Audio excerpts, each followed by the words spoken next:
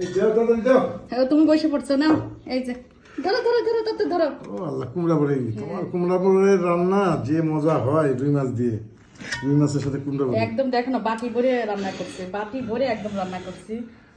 তো কুমড়া বড়ি দিয়ে আজকে রুই মাছ রান্না করছি।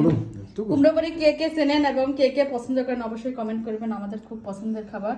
এটা কি দিয়ে বানাতে হয় জানো? তুমি কি খাও শুধু জানো? মসুরের ডাল নাকি? এটা হচ্ছে দিয়ে কুমড়, চাল কুমড়া বলে না, সেই কুমড় বাইটে মুসুরের ডাল না, মাসকলাইয়ের ডাল অথবা যে খেসারির ডাল আছে না, ওই ডাল দিয়ে বানাতে হয়। এটা হচ্ছে অনেক ফেটিয়ে নিয়ে তারপর বানাতে হয়। তো সেইটা হচ্ছে কুমড়া বড়ি। এইটা খুব পছন্দ করে কুমড়া। কে কে চেনেন অবশ্যই কমেন্ট করবেন। এটা বানাতে কিন্তু কুমড় লাগে, কুমড় দিয়ে চাল কুমড়া দিয়ে বাইটিয়ে নিয়ে পাকা চাল কুমড়া বাইটিয়ে নিয়ে তারপরে হচ্ছে বানাতে হয়। তো অনেকেই জানেন না হয়তো বা, আবার অনেকেই জানেন না।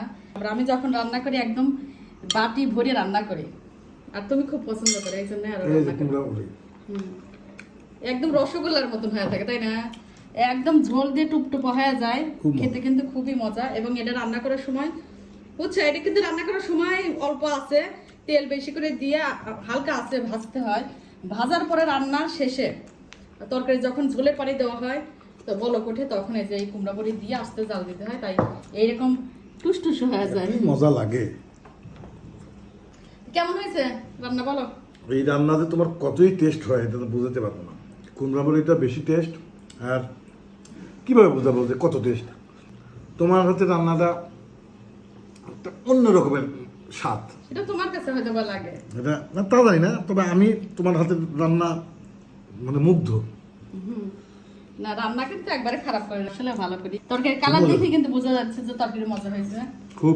তো কে কে চেনেন এই কুমড়া বড়ির নামটা, কে কে জানেন অবশ্যই কমেন্ট করবেন। এবং আমাদের উত্তরবঙ্গে সবাই কিন্তু এই খাবারটা চেনে এবং পছন্দ করে।